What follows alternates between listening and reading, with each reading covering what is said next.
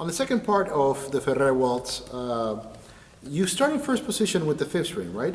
So it's best to actually learn it without the second string, right? The second string is acting as a descant. Basically, it just plays against whatever you're singing, right? So let's take out that second string and just focus on what you have here, right? It's fairly easy.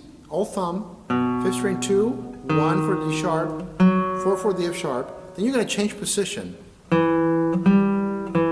1, 4, 1. And then you're going to do the same business but on the fourth position. And then you're going to jump back to second position, 4, 3, 1. And then you start it all over again. And here comes the more interesting part, right?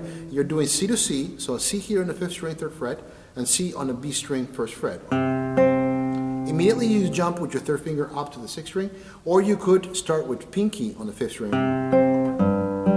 which is a little bit more sensible, I think. Then A, right, they're just octaves. C, C, G, G. Then A,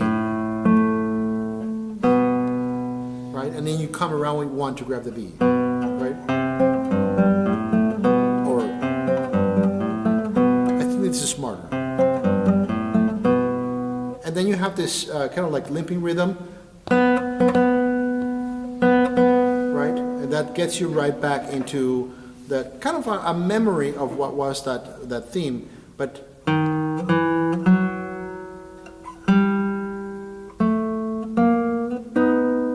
right?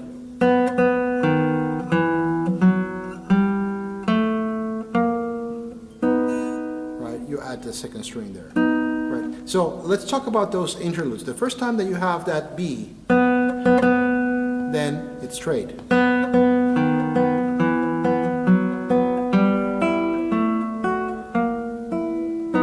Right, I kind of use a different fingering that is in the score, but you can get away with using 1, 2, then 3, 3 and 4, which is, I think, again, more sensible. You can play with the open string and the closed B, which he does on measure 30, right? Just chromatics. B, B flat or A sharp, A, G. You're in first position now. 1 comes through, right? So, and then it's just a matter, once you learn the bass parts, it's just a matter of getting the treble parts in there. Fourth position. Second position.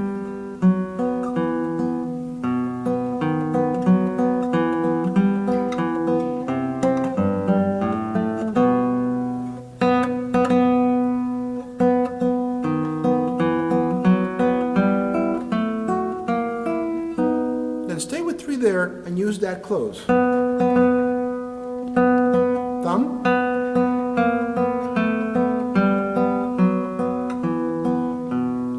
Back to the beginning.